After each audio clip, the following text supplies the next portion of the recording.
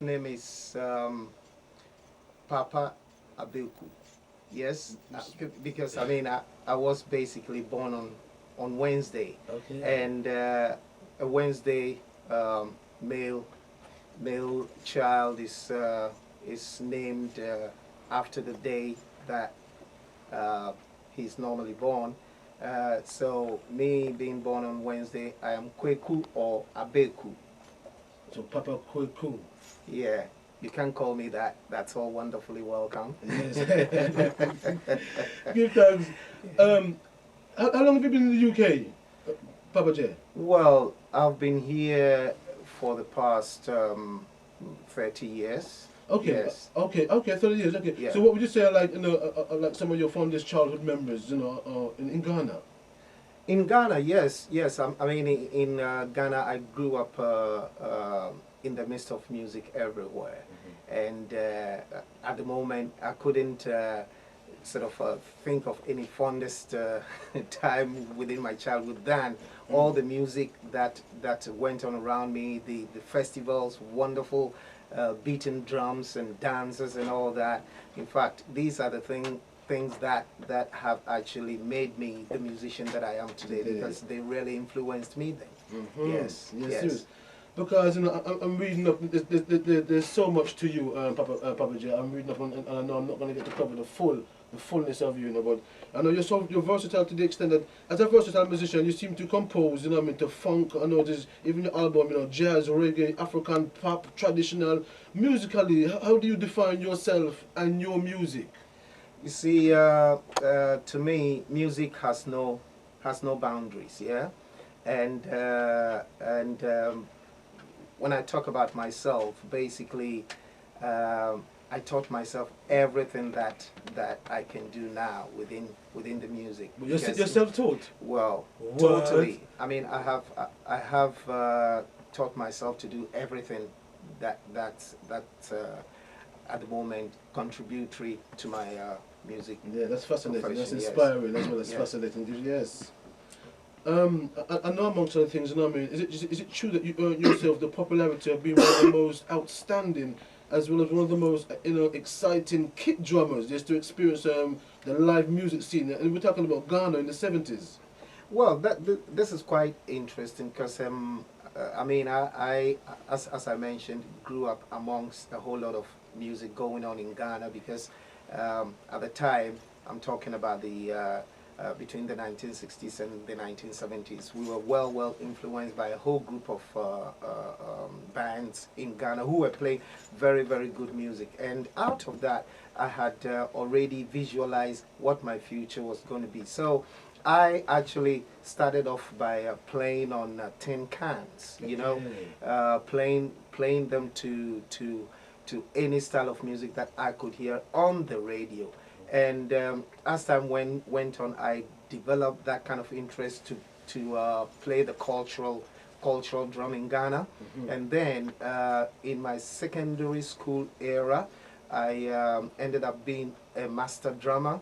And what happened with me then, at the time, we used to have wonderful times of, let's say, recreation by, say, bringing in, professional bands into the school to perform. And I had a great experience having seen one of the top groups in Ghana perform in my school. And then I decided I wanted to be a kid drummer.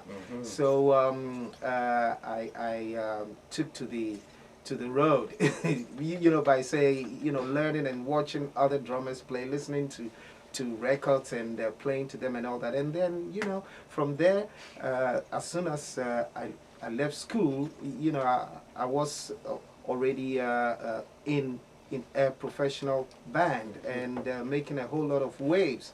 And all these groups that I played, they were groups that had already established themselves. So I was going places then, especially with one of the big music legends in Ghana. Well, yeah, fantastic. Because even reading up on your history, I get to realize that even your first session as a kit drummer, you were involved in that. That first music was actually a big hit.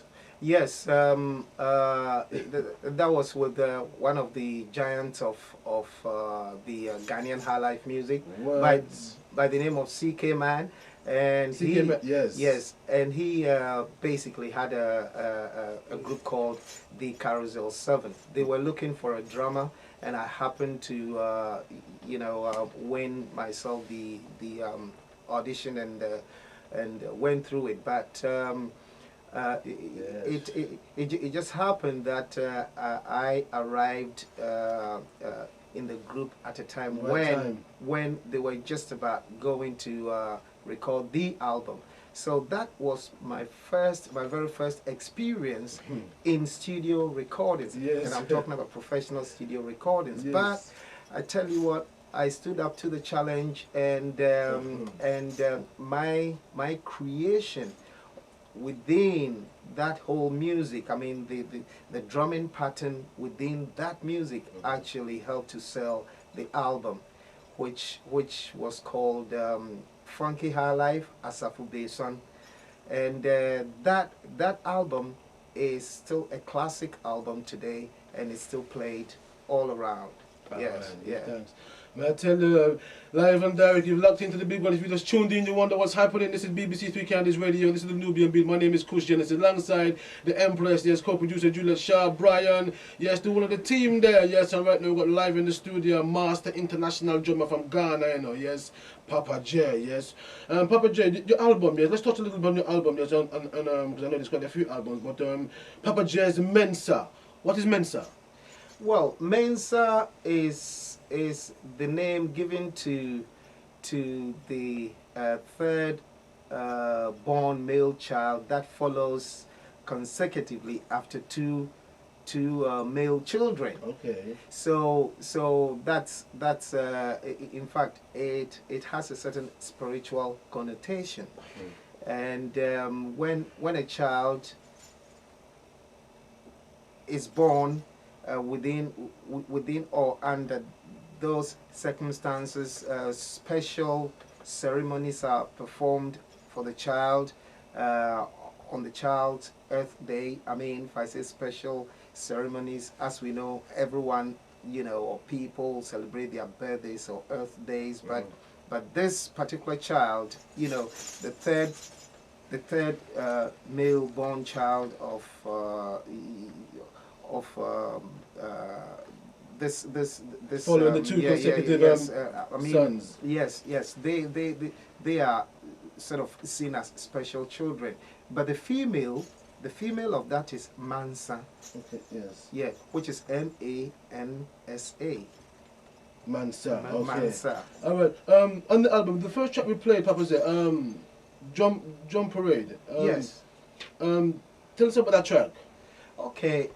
Just briefly. Yes, the Drum Parade. It just it was something that came out of again my childhood, growing up in one of the festivals, which is the Ahanta Festival of Ghana, which is called the Kundum Festival. Okay.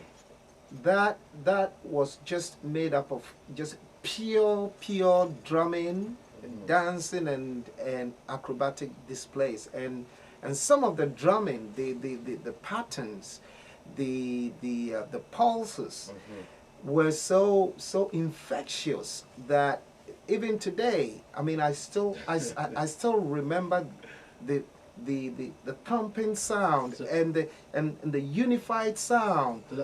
Yes. So it's like that memory, like that track takes you really down memory lane then. Well, definitely so. So writing that album around the world in 48 minutes. Yes.